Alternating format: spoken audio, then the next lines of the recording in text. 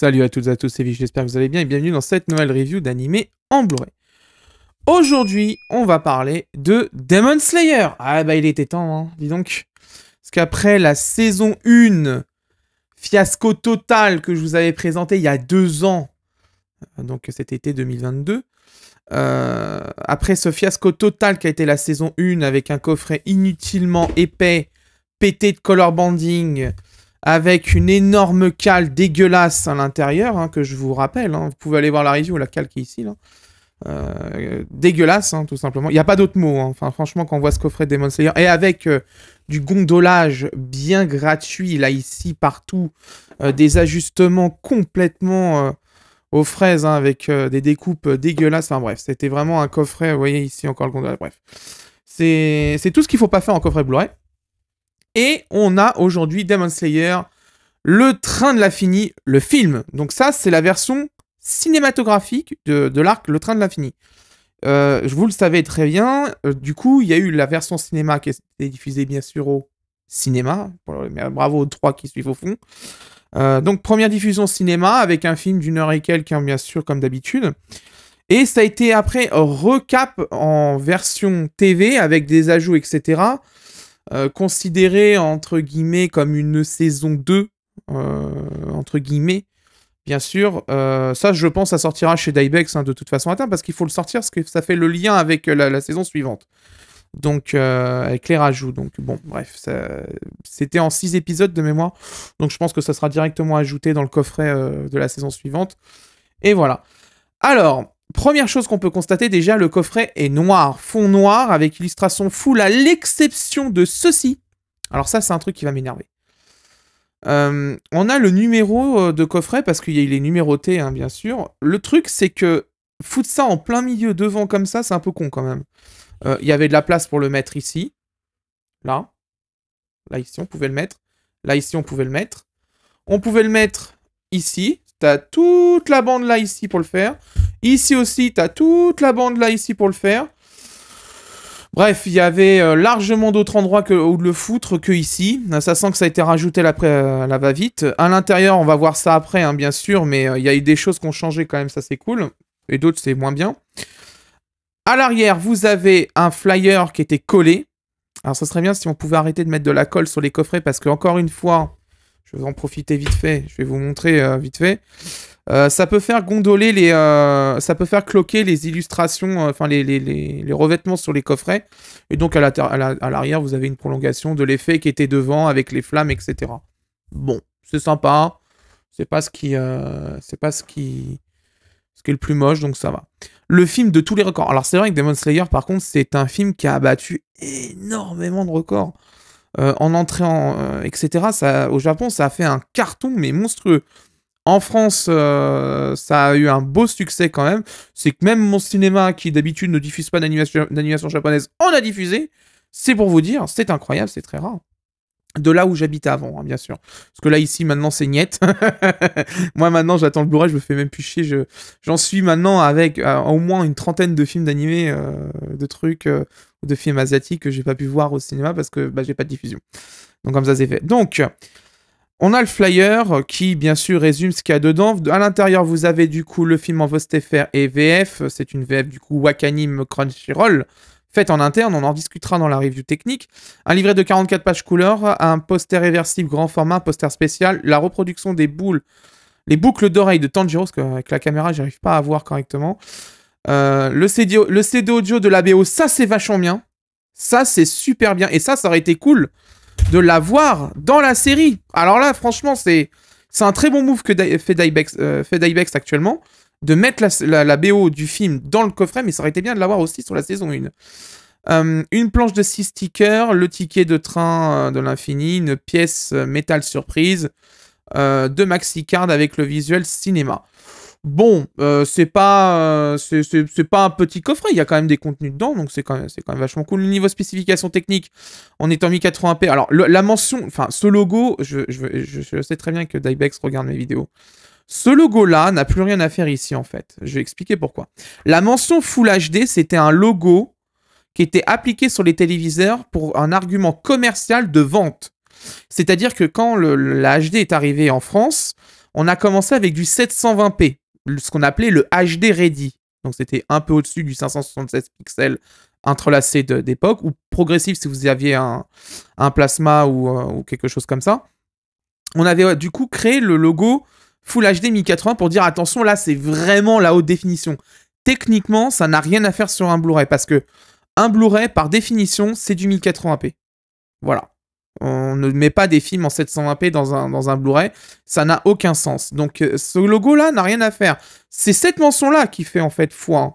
Celle-ci, 1080p, juste ça, ça suffit largement. Parce que du coup, est-ce qu'on met ce Full SD 576i? Non. On met juste 516i DVD. La mention Full HD n'a rien à faire ici. Ça, c'est vraiment une pratique des années 2000. Hein. Là, ça, je vais le dire souvent. Vous allez m'entendre très souvent me le dire. Mais je le répète encore une fois. Très, très souvent, on a le problème. Donc, on a une redescription ici de ce qu'il y a là, du contenu qui est ici. Donc, ça fait un peu doublon quand même dans la bande rouge. Hein. Donc, voilà. Ça fait 117 minutes approximativement. C'est pour du plus de 12 ans. Zone B. Région B pour le Blu-ray, avec le site de Dybex. Dybex qui est toujours sur Facebook. Encore un truc qui montre que c'est dans les années 2000. Parce que concrètement, la communication se fait plus sur Facebook. Aujourd'hui, elle est plutôt sur les réseaux sociaux dits plus rapides, c'est-à-dire Twitter, Instagram, beaucoup. Hein, ça joue beaucoup hein, chez Instagram, chez les éditeurs. On le voit avec Call the Anime et Crunchyroll. Mais vraiment, Dybex, c'est vraiment dans une autre époque là-dessus. À l'intérieur. Alors ça, par contre, voilà. Là, on est agréablement surpris. Première chose, pas de cale. Merci, j'ai été entendu.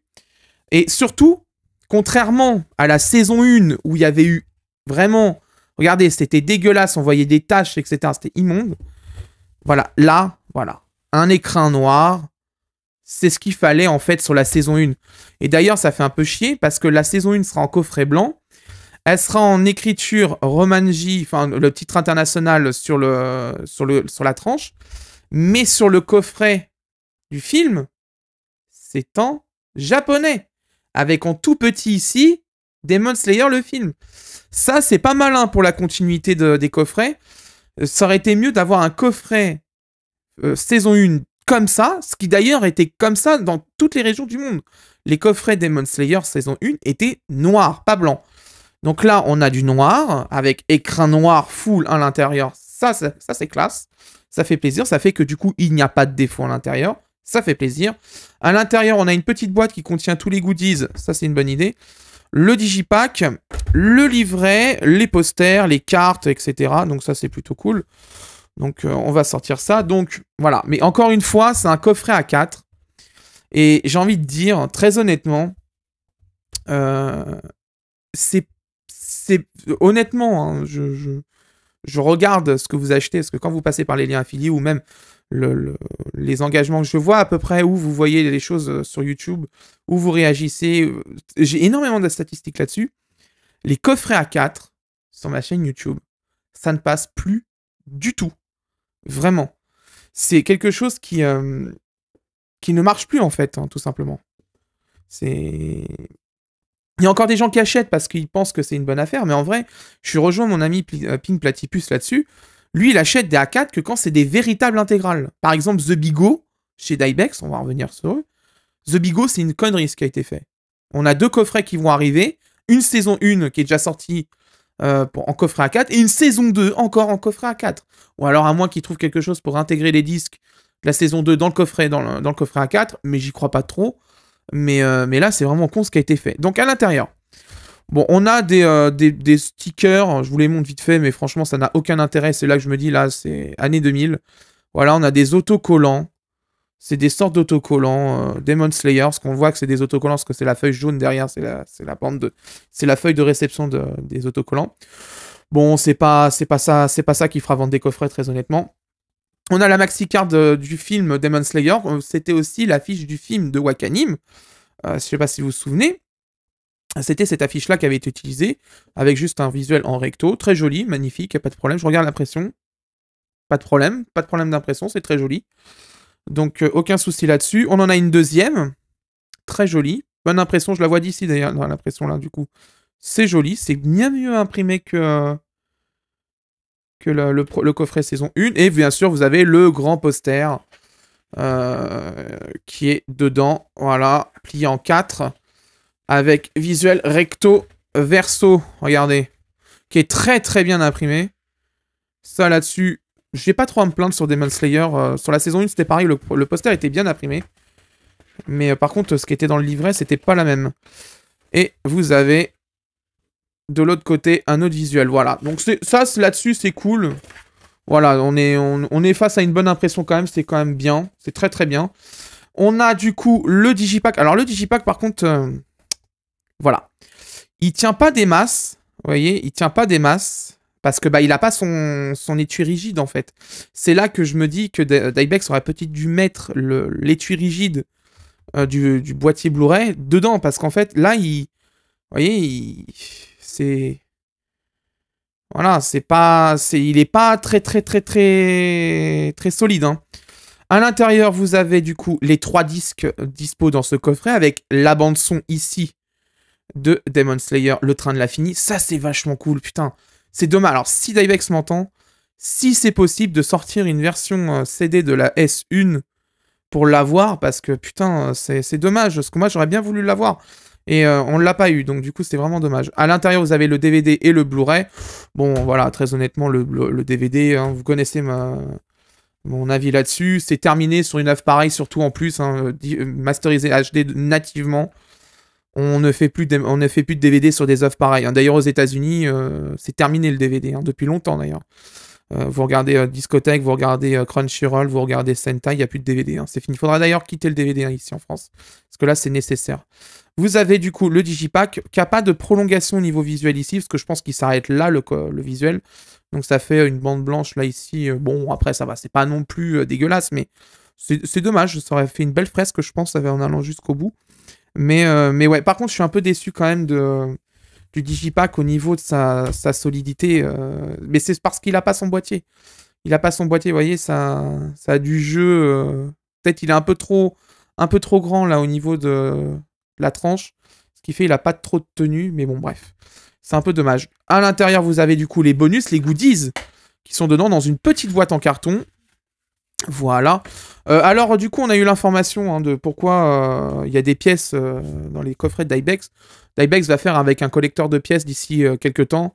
Donc, vous pourrez ranger vos pièces dans un collecteur de pièces incessamment sous peu. Ça me rappelle ce qui avait été fait chez Panini à l'époque de la Coupe du Monde 98 où on avait les pièces, on avait les joueurs sur des pièces en métal et qu'on avait un collecteur où on les rangeait dedans. Et ça permettait de les collectionner. Je ne sais pas si vous avez connu ça. Donc voilà, vous avez la pièce de Demon Slayer ici. Donc voilà. Toc. Bon, c'est une pièce plutôt de bonne qualité, hein, ça là-dessus, il n'y a pas de problème. Mais on sent quand même que Dybex a un fétiche sur les pièces, hein, quand même, c'est... Faudra se poser des questions quand même. Vous avez le ticket, qui était mentionné dans le coffret. Le voici. Bon, ça c'est toujours sympa de l'avoir, hein, c'est toujours bien de l'avoir. Pas de problème là-dessus. Vous avez une deuxième pièce, ici. Voilà. Cette fois-ci, plutôt argentée. Voilà. J'essaie de vous faire un focus très net pour que vous puissiez le voir. Voilà, attendez. Voilà, vous le voyez bien là. Voilà. Hop, vous avez dedans, voilà, un petit visuel. Voilà. Hop. Bah, c'est ce qu'on a sur le Digipack d'ailleurs. C'est un peu bête de le répéter. Parce que, ouais, c'est ce qui était sur le Digipack. C'est le visuel du Digipack, vous l'avez en format papier. Bon. Est-ce que c'est pertinent? Je ne sais pas. À vous de me le dire. Mais voilà. Et vous avez les répliques, comme ça a été expliqué. Ici, voilà. Bon. C'est sympa, mais après, c'est pas... Enfin, ce que veulent les gens, et ça je l'ai bien compris de toute façon avec le temps, ce que veulent les gens, c'est surtout du contenu exclusif qui ne peut pas être récupéré ailleurs. C'est interviews, croquis de production, des trucs comme ça, des choses qui ne peuvent pas être téléchargées en fait, tout simplement. Donc voilà, donc là on a une discussion entre les producteurs, ça c'est bien. Voilà, c'est ça que les gens cherchent en général. Donc vous avez une discussion entre les producteurs, vous avez ici... Voilà, quelques passages au niveau des plans 3D qui ont été faits par Ufotable, qui est un film magnifique d'ailleurs, hein, Demon Slayer Ultra Infinite. Techniquement, c'est un très très beau film. Après, je mettrai toujours Fate Even Seal plus haut quand même dans mon cœur, parce que bon, ça reste la saga Fate et que ça reste une licence très très puissante quand même, qui est restée autant d'années aussi populaire au Japon. C'est très rare et c'est toujours au top. Fate, il n'y a rien à dire. Donc voilà, vous avez des choses ici liées à la production, vous avez des croquis, voilà, c'est ce genre de choses que les gens aiment bien en cartes. Parce que je le vois avec My Hero Academia, Crunchyroll laisse des cartes comme ça dans le coffret et les gens sont très contents justement de les avoir. Hein. Vous voyez, ça aurait été joli en carte, ça aurait été très joli. Très très, même carrément mieux, sur le disque Blu-ray. Ça, c'est la classe. Quant à ça, sur le disque Blu-ray, c'est vraiment la classe. Parce que c'est des choses qu'on ne peut pas avoir en temps normal, en fait, tout simplement. Les décors, voilà. Un entretien avec Go Shina.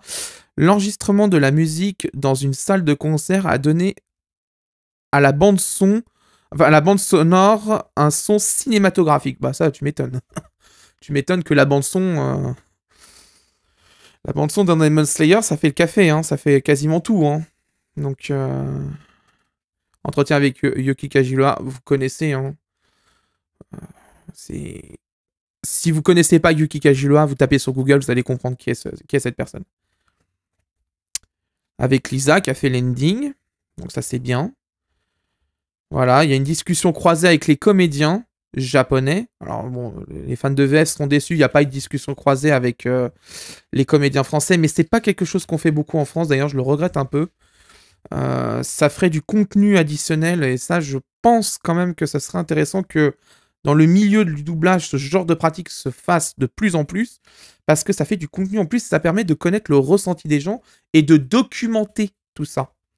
C'est utile par exemple pour faire une biographie sur un comédien ou un DA ou quelque chose comme ça, pour documenter tout ça. C'est toujours utile ce genre d'interviews croisées, etc. Ça permet de documenter. Donc voilà, c'est quand même très intéressant. Il n'y a pas grand chose à dire là-dessus. Le livret, il est bien, il est parfait. Vous avez la production japonaise ici. On n'a pas la production française, par contre. J'ai pas le traducteur, j'ai pas tout ça ici. C'est étonnant. Par contre, un truc qui est bien, c'est le toucher du livret, qui est un peu en peau de pêche. Vous savez, comme j'avais testé souvent c'était sur, je sais plus, je crois, des premières reviews que j'avais fait. J'avais un coffret qui était justement en peau de pêche, un peu comme ça. C'est toujours sympa. Donc c'est quand même vachement cool. Donc dans l'ensemble, au niveau coffret, il y a eu des choses bien. On va pas se cacher quand même. On va pas taper sur Dybex gratuitement. Moi, je suis pas là pour ça de toute façon. Il y a des choses bien. Je suis totalement d'accord sur ce qui a été fait. L'écran noir, enfin le carton noir avec fond noir. Le fait qu'il n'y ait plus de cale, ça c'est bien, merci, parce que c'était chiant. L'OST, ça c'est bien, très très bien. C'est dommage qu'on ne l'ait pas eu pour la saison 1 par contre. L'OST c'est vachement bien. Le livret il est mieux parce qu'avant il y avait des bandes blanches, enfin des pages blanches entières et on voyait à travers en plus, ça c'était vraiment dégueulasse. Donc là c'est quand même vachement mieux. Il y a quand même des trucs qui me plaisent pas. Et je pense que ça c'est un mauvais choix qui a été fait. Je me demande qui c'est qui a designé ça, mais il n'a pas réfléchi sur le coup. Première chose, mettre le numéro du coffret ici, c'est pas une bonne idée. Il y a de la place ailleurs, hein, je vous remets, mais ici il y a de la place, on peut le mettre ici. On peut le mettre en haut. On le met jamais sur la face avant d'un coffret, ça c'est stupide. Et l'autre chose, ben, vous allez le voir avec le coffret la saison 1. Voilà.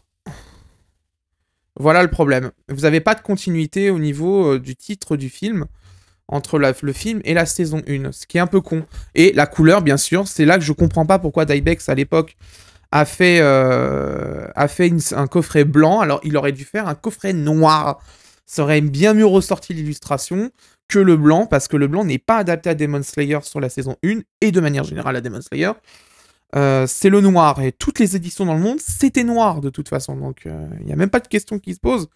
C'était noir. Par contre, il y a un autre truc que j'ai vu, c'est que encore une fois, hein, les découpes, hein, tout ça, les ajustements sur le coffret, c'est pas encore ça. Hein, c'est là que je dis qu'encore une fois, les coffrets A4, c'est très honnêtement, hein, c'est sans même parler de la place que ça prend, parce que je vous ferai une photo dans la conclusion pour vous expliquer pourquoi le A4 il faut absolument arrêter, parce que ça prend beaucoup trop de place. Et vous verrez ma collection de A4 à un moment pour que vous compreniez le problème. Le A4, c'est trop du tape à l'œil, mais sans avoir les finitions avec. Vous voyez un exemple tout bête, hein. Les ajustements là, du coffret, ça, c'est pas premium. Hein. Ça, on voit pas ça dans des coffrets format G2 avec des finitions impeccables. Vous verrez jamais ça dans les éditions d'Olzianim, par exemple. Voilà. Vous verrez jamais ça dans les éditions d'Olzianim, et vous verrez jamais ça dans les éditions de Crunchyroll en G2. Jamais. Parce qu'il n'y a pas d'ajustement à faire sur la découpe du carton. C'est mieux de justement les G2 pour ça. Ça rigidifie le box à fond. Ça fait un coffret compact, bien lourd. Et comme ça se range plus facilement dans les vidéothèques. Là, moi, le A4, je le dis, je le répète, c'est du bling-bling. C'est pas du premium. Le premium, faut regarder un peu ce qui se fait actuellement en coffret. Hein. C'est là que je pense d'ailleurs que Dybex ne regarde pas un peu ce qui se vend sur le marché ces 10 dernières années dans le pays. Parce que je pense très sincèrement que si l'éditeur regardait ce qui sort, je prends juste les Sword Art Online Alicisation chez Olzianim, ça n'a rien à voir. Finition foil, double case de rangement, case, enfin les boîtiers des digipacks, finition foil aussi, digipack épais, enfin la totale quoi. C'est ça que les gens cherchent. C'est des finitions impeccables et un truc qui se range facilement. Et là, malheureusement, là, les ajustements de coupe, on l'a eu sur la saison 1, on l'a sur le film, moins quand même, faut être honnête, moins sur le film que sur la saison 1. Mais c'est pas ça le premium. Hein. C'est vendu premium, c'est un collector, c'est du premium. Il faut les finitions avec, hein, c'est toujours pareil. Bref, on va l'analyser tout ça parce que Demon Slayer, c'est bien gentil de l'avoir en coffret, mais le plus important quand même reste la qualité vidéo pour un film de cette qualité. Il faut un encodage béton, ce qui n'était pas le cas de la saison 1. Parce que je vous rappelle, hein, vous regarderez la review de la saison 1, je vous la mettrai en haut à droite et en bas dans la description. La saison 1 est catastrophique en encodage vidéo. Il n'y a pas de... on a remis en doute la review de mon confrère Prince 7 à l'époque. Ça avait remis en doute... Non. La qualité vidéo est catastrophique sur la saison 1. Hein. D'ailleurs, c'est pas le pire coffret qui existe en Europe. Mais c'est l'avant-dernier, parce que le dernier, c'est Selecta, parce qu'il n'a pas les bonnes couleurs sur la saison 1. Sur le film, Selecta a fait de la merde, comme d'habitude. Maintenant, on va savoir ce que Dybex a fait. Est-ce qu'ils ont fait une coproduction avec Selecta? Et là, on va aller droit à la catastrophe. Est-ce qu'ils ont filé l'encodage à un autre labo qui est plus sérieux? Ça, on va voir ça tout de suite. Pour vous, ça sera dans quelques secondes. Pour moi, dans quelques jours. À tout de suite pour la seconde partie de la review au niveau technique. Bien, après avoir analysé le Blu-ray avec l'édition italienne, japonaise et toutes les éditions qui étaient dispo aussi en Occident, voici mon avis. En ce qui concerne sa définition en 1920 par 1080, FPS 23,76, une compression en H264 via X264 et un débit vidéo qui avoisine en moyenne à 36 mégabits par seconde. C'est beaucoup plus d'ailleurs que l'édition japonaise et on va voir ça tout de suite si ça vaut le coup. Nous nous sommes quittés il y a 2 ans avec un triste constat d'un échec de Dybex sur le coffret saison 1 de Demon Slayer, série pourtant ultra attendue qui aurait pu être un succès complet. Malheureusement, ça a été un énorme fiasco et ce qui s'est passé, c'est qu'on a eu une qualité d'encodage vraiment pas bonne du tout. On l'avait vu pendant l'unboxing, il y a eu des efforts qui ont été faits, du mieux, des choix discutables sur certains trucs, mais il y a eu quelque chose du côté de Dybex à la suite du premier coffret. La question maintenant est de savoir si un film d'une telle qualité est dans un encodage vidéo du même calibre. C'est ce qui est plus intéressant à voir justement avec le Blu-ray, parce que c'est justement là tout l'intérêt du support Blu-ray, d'avoir le meilleur de la qualité. Il faut savoir que Demon Slayer, le train de l'infini, fait partie de ces prouesses de Sony PCL avec un dithering d'appliqué, c'est-à-dire qu'un traitement contre le color banding est présent d'origine. Maintenant, avoir un traitement c'est bien, mais si c'est pour qu'il se fasse bouffer par un compresseur vidéo mal configuré, bah ça serait bien ballot. Il semble que les critiques envers Dybex sur la saison 1 de Demon Slayer ont été entendues. Pas de traces de color banding, pas d'écart couleur, compression vidéo plutôt très bien maîtrisée. Il n'y a rien à dire sur cet encodage, c'est même mieux que la version japonaise, parce que tout simplement la version japonaise a plus de pistes audio, donc moins de débit vidéo, et la rétention du dithering est moins bonne dessus, ce qui fait qu'il y a du color banding qui a tendance à réapparaître dans certains dégradés couleurs, ce qui n'est pas le cas de l'édition française. Donc, il y a quand même eu du mieux là-dessus. C'est pas nos niveaux encore du Blu-ray italien, de ce que je vois. On en est vraiment pas très loin, mais c'est pas encore le cas. Nous sommes vraiment très très loin du naufrage de la première saison. J'ai pris plaisir à voir le film avec cette édition Blu-ray. C'est vous dire à quel point on revient de loin, car il y a 2 ans, c'était un supplice de voir la série avec le Blu-ray d'Ibex, parce que c'était vraiment pas beau du tout. Vous voyez, quand un éditeur fait n'importe quoi, il faut le dire haut et fort, mais quand un éditeur fait de l'excellent travail, il faut le dire haut et fort. Et c'est le cas ici, l'encodage de d'Ibex est d'excellente qualité, vous allez prendre plaisir avec ce fabuleux film. Au niveau du son, VO/VF, DTS HDM à 5.1, 24 bits, 48 kHz, le commentaire audio est en DTS stéréo, donc avec perte qualité, 768 kilobits par seconde, 48 kHz. Du grand classique ici, de l'audio sans perte qualité 5.1, donc vous allez vraiment en prendre plein les oreilles. En VO, je vous recommande vraiment mettre du volume, hein, si vous avez une bonne barre de son 5 points, etc., ou même une installation 5 points avec des enceintes séparées et tout, et un ampli. Mettez du volume parce que vraiment ça bombarde quand même dedans, et l'OST est vachement cool dans le film. C'est bien spatialisé et tout, c'est vraiment cool, vous pouvez y aller. Là-dessus, la piste VO fait bien le job. Je n'étais pas convaincu par la VF sur la saison 1, je ne suis toujours pas convaincu par cette VF sur le film. Pour les mêmes raisons, Enzo Razzito n'est pas un bon Tanjiro. Comme je l'ai dit pendant la review, il a tendance à manquer de tenue, il surjoue trop par moment. Le mixage en 5 points est quand même mieux que la saison 1 qui était elle en stéréo, ça y a pas photo, mais quand même, on sent quand même que la différence de mixage entre les deux, j'ai quand même une préférence pour la VO là-dessus que la VF. Mais voilà, là c'est essentiellement de l'acting qui pose problème, c'est plutôt Enzo Razzito qui coince à mes oreilles au niveau de Tanjiro. Sinon le reste du casting est plutôt pas mal, j'ai pas grand chose à dire dessus, c'est vraiment Enzo Razzito qui pose problème. J'ai rien contre lui personnellement, hein, parce que bon voilà, moi je m'en fous, hein, c'est l'acteur que là je critique au niveau de Demon Slayer. J'arrive toujours pas sur Demon Slayer avec lui, c'est pas possible. Je sais pas ce qui se passe, est-ce que c'est un problème de DA, est-ce que c'est un problème de vouloir en faire trop sur ce personnage-là, alors que des fois il ne faut pas, justement. Je sais pas. Je recommande donc de voir le film en VOST-FR pour plus de confort et éviter le prochain changement de voix sur la prochaine saison avec la VF, car Enzo Razzito n'est plus dans l'entreprise et une voice match a été trouvée pour reprendre son rôle. Donc pour avoir plus de cohérence, regardez-le en VOST-FR, c'est mon avis et je vous le recommande. Pour vous faire un petit avis, je vous laisse un petit extrait à écouter. Étrange personnage. Malgré tout, il accepte de veiller sur moi. Et il émane de lui une profonde intégrité. Oh, c'est dingue cette vitesse! C'est du jamais vu! Oh non! Oh non, je vais encore! Mais ça suffit, c'est super dangereux! T'es un vrai train pour crétin! voir qui va gagner! Allez, lâche-moi! Me lâche-moi! Ta bêtise est sans limite! Arrêtez! Les démons peuvent surgir à tout moment. Hein? Sérieux? Vous croyez qu'il y en a dans ce train? Oui, je le crois. Ah non, c'est l'horreur! Ah, on est carrément sur les lieux du crime, on va tous mourir! Ah, au secours, je veux descendre! En très peu de temps, il y a eu plus de 40 personnes qui ont disparu de ce train. Plusieurs pourfendeurs ont été missionnés, mais nous n'avons plus aucune nouvelle. Il fallait un pilier, et je suis là.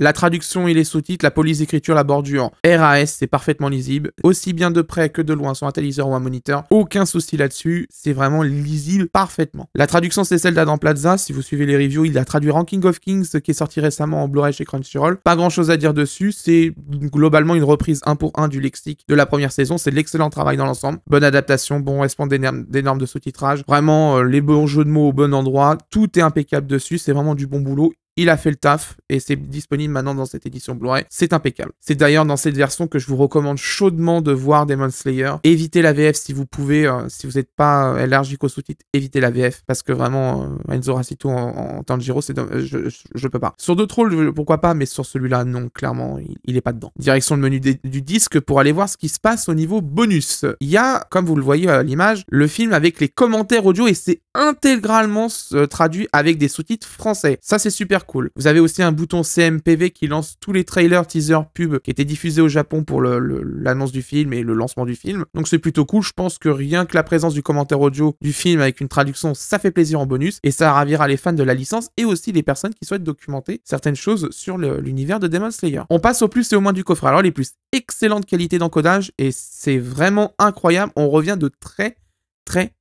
loin. Vraiment là-dessus, je pense que beaucoup d'efforts ont été faits. Je pense que très sincèrement que la review de la première saison a été très bien entendue parce que la réponse sur le film est satisfaisante, c'est ce qu'il fallait faire. C'est impeccable de A à Z au niveau de la qualité d'encodage vidéo. Vraiment, voilà, le taf a été fait, c'est ce qu'il fallait faire et ça fait plaisir. Maintenant, il reste plus qu'à avoir des finitions impeccables sur le coffret et ça sera bueno. De l'amélioration dans les finitions du coffret A4, alors c'est pas encore parfait, il y a encore certaines choses au niveau des ajustements, des découpes qui sont encore moyennes, mais quand même il y a des améliorations. Il y a déjà le fond noir à l'intérieur, ça c'est mieux, c'est beaucoup plus premium et c'est cohérent avec l'extérieur du coffret. Ce qui aurait dû être fait d'ailleurs sur la saison 1, c'est justement de faire un coffret noir. On en reparlera dans les mois, mais quand même il y a des choix, enfin des améliorations qui ont été faites qui sont vraiment visibles et on les sent dans les mains. Donc ça là-dessus, c'est très bien. Le commentaire audio intégralement traduit, ça c'est vachement cool. Ça fait toujours plaisir d'avoir des commentaires audio, c'est très rare d'ailleurs qu'on en a en traduit, mais là on en a un traduit, donc profitez-en parce que revoir un film avec les commentaires audio, c'est toujours intéressant. Il y a certaines anecdotes qu'on n'a pas et qu'ils sont dans ces commentaires audio là, et c'est toujours bon de justement de les avoir et de pouvoir les comprendre. Le CD de la bande originale, merci. Alors ça c'est un truc que vraiment je suis très très content. Ça aurait été cool de l'avoir sur la saison 1 aussi, mais là ça fait vraiment plaisir. On a enfin une OST de Demon Slayer, parce que je vous le dis, les CD japonais, hein, pour avoir des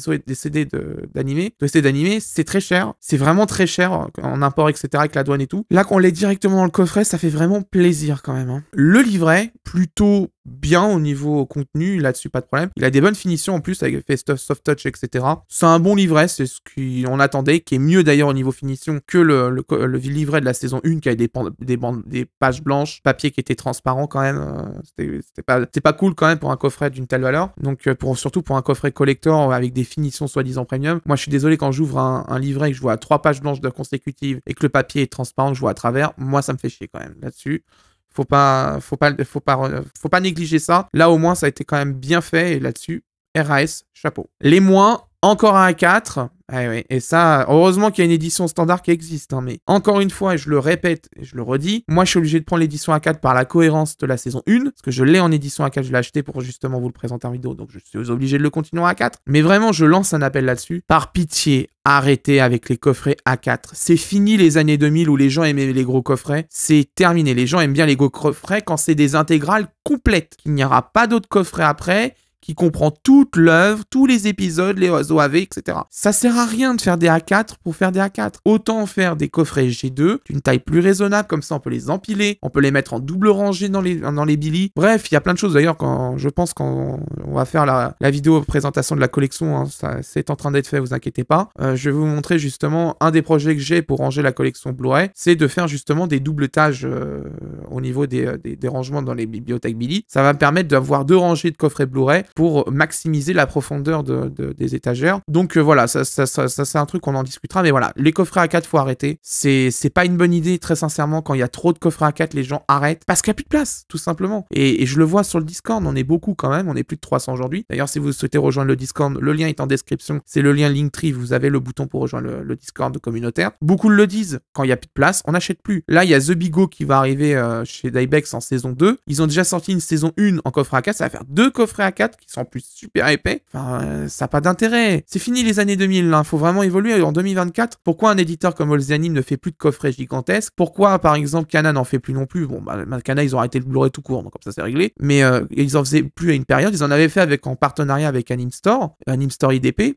Ça n'a pas marché, ça a été un fiasco. Kazé aussi a fait pareil, ça n'a pas marché. Les coffrets Code Geass, ils se sont pas vendus. Les coffrets Seven Deadly Sins, en plus d'acheter la VF Netflix, ils se sont pas vendus, donc ils se sont endettés comme pas possible. Enfin, ça n'a pas d'intérêt en fait. Les coffrets A4, c'est terminé de toute façon. Le G2, ça a un avantage. On peut se concentrer vraiment énormément sur les finitions, sur le finish dessus. On peut faire du foil, on peut faire beaucoup de choses parce que vu qu'on prend des boîtes plus petites, le budget est moins conséquent pour avoir la boîte, etc. Et donc, on peut faire des finitions impeccables dessus, des finishes de fou. On l'a vu chez Olzianim. Vous prenez les coffrets de Sword Art Online à licitation, ça met 10-0 à n'importe quel coffret A4 au niveau des finitions. Double foil, double case, enfin, c'est des trucs de fou dedans. Et vraiment, voilà, il faut y penser aujourd'hui, il faut changer, parce que quand on voit Yu Yu Hakusho, le coffret, les finitions sont pas ouf du tout. Hein. C'est dégueulasse, hein, l'effet doré dessus. Donc vraiment, je vois pas l'intérêt de faire un énorme coffret pour avoir des finitions pas ouf. Hein. Autant avoir un coffret plus petit, mais avec des finitions impeccable, et là ça rendra vraiment hommage et ça fera vraiment plaisir à voir. Pas de cohérence de design entre la saison 1 et le film, ça par contre c'est un peu con quand même, parce que je vous l'ai montré pendant l'unboxing,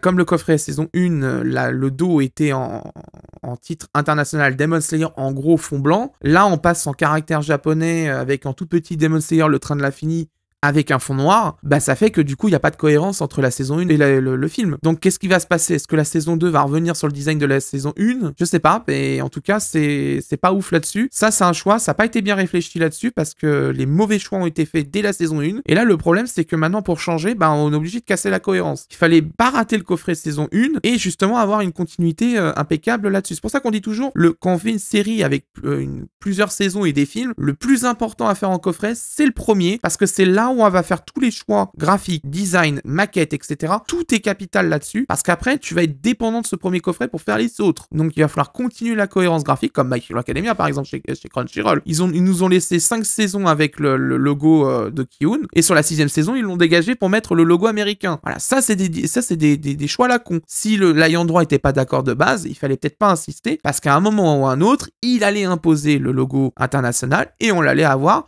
dans le cul. Donc, désolé du mot, mais il faut le dire au bout d'un moment les choses. Là, c'est clairement dans le cul. Là-dessus, pas bien réfléchi quand même le coffret saison 1. Et les derniers points, le film sort encore une fois bien trop tard. Au moins, il est bien encodé. Là-dessus, je peux pas l'enlever. Il est bien encodé, donc déjà, ça rattrape la chose. Il y a 2 ans, il était sorti en retard et mal encodé. Là, il sort en retard, mais bien encodé. Donc quand même, déjà, c'est un peu mieux. Mais il sort quand même bien trop tard, parce que l'Italie l'a déjà depuis un moment. Les États-Unis aussi. Voilà, au bout d'un moment, il va falloir quand même faire quelque chose. Je sais que là, il y a des efforts qui ont été faits, donc peut-être que ça demande plus de temps, mais quand même, l'Italie, en encodage, ils ont assuré et ils l'ont sorti avant nous. Ils se prennent pas la tête avec des coffrets A4, par exemple. Hein. Ils font des coffrets qui sont globalement dans le design du design japonais, donc c'est très simple à valider. On essaye de faire le maximum de finition le plus impeccable possible, en format G2, et des fois, on gagne du temps en validation. Donc, c'est du temps de gagner, hein, tout ça. Oui, on fait pas de A4, mais au moins, pour valider, pour sortir le coffret plus rapidement et faire des finitions impeccables, c'est plus souple. Si vous souhaitez acquérir le film Demon Slayer, 2 options s'offrent à vous en fonction de ce que vous avez fait sur la saison 1. Si vous avez pris le coffret A4 il y a 2 ans pour la première saison, il y a donc l'option A4 vendue 60 € en moyenne. Il est dispo sur Amazon actuellement, donc je vous mettrai le lien en description. La seconde option, c'est le coffret standard. Si vous avez pris la saison 1 en édition standard, il est vendu une trentaine d'euros en moyenne. Vous avez de toute façon tous les liens en description si vous souhaitez l'acheter. Maintenant, je le redis, le coffret A4, moi à mes yeux, ne vaut pas le coup. L'édition standard propose l'OST, le livret, donc aucun intérêt pour le coffret A4 à part les posters, les maxi cards et les 2 pièces. Mais est-ce que ça vaut vraiment 30 € de plus? Je ne pense pas. Quoi qu'il en soit, à vous de faire votre choix en âme et conscience. Mais en tout cas, je vous donne un avis positif pour la qualité vidéo, audio, traduction et bonus. Donc c'est quand même cool. Voilà, c'est la fin de cette review. J'espère qu'elle vous a plu. Prochaine review, le coffret Katsui Toishi de Spectrum. Il y a eu pas mal de boulot dessus hein, quand même parce que j'ai dû voir Redline, j'ai dû comparer le Redline avec d'autres éditions. J'ai fait Trava Fist Planet aussi dessus. J'ai dû regarder aussi comment ça partie 7 qui était dedans, ce qui est un opening en animé pour voir un peu comment ça se passe dessus. Donc voilà, mais ouais, globalement, moi je vais pas recommander trop ce coffret. Je préfère être très honnête avec vous. Si vous voulez le prendre pour avoir Redline, vous pouvez déjà oublier. Prenez plutôt l'édition casée quelque part qui est bien meilleure en qualité d'encodage. Mais on en reparlera de toute façon dans la review et vous comprendrez pourquoi je dis ça. Si vous souhaitez soutenir les reviews comme d'habitude, l'abonnement, le pouce bleu, la cloche, c'est très important. Vous avez l'espace commentaire ouvert pour réagir. Si vous souhaitez remercier Dybex pour les efforts qui ont été faits, faites-le et c'est vraiment important de le faire parce que quand un éditeur fait des efforts, il faut le dire, c'est très important parce que ça motive justement pour la suite. Donc c'est très important. Et vous inquiétez pas, vous êtes lu hein, parce que vu ce qui s'est passé sur le coffret du film, c'est obligé qu'on a été entendu et c'est obligé que la review est passée chez eux, c'est sûr et certain. Si vous souhaitez soutenir financièrement mon travail, bien sûr, il y a le bouton rejoindre qui vous permet d'avoir accès aux reviews en avant-première. En général, c'est 4-5 jours avant, voire un peu moins des fois en fonction de comment j'avance sur le montage, mais vous avez les reviews en avance. Et si vous souhaitez faire un don ponctuel, vous avez le bouton super merci qui permet de participer directement à la chaîne. Je vous remercie infiniment pour les personnes qui sont abonnées, qui me soutiennent, qui participent vraiment à la vie de la chaîne, aux reviews, aux personnes qui font des commentaires, qui posent des questions, qui font des gros avis, etc. Je vous réponds des fois à 5h du matin avec des gros pavés aussi, hein, vous inquiétez pas, vous l'avez déjà dû le voir. Mais voilà, je vous remercie infiniment en tout cas et ça fait plaisir de voir que là, ce coffret de Demon Slayer a vraiment rétabli les choses et c'est quand même vachement cool et je pense qu'on peut être tous contents là-dessus. Cette série le méritait et enfin, elle a une édition qui, au niveau qualité vidéo déjà au moins, lui fait honneur. Quant à moi, je vous laisse et d'ici là, portez-vous bien. Ciao.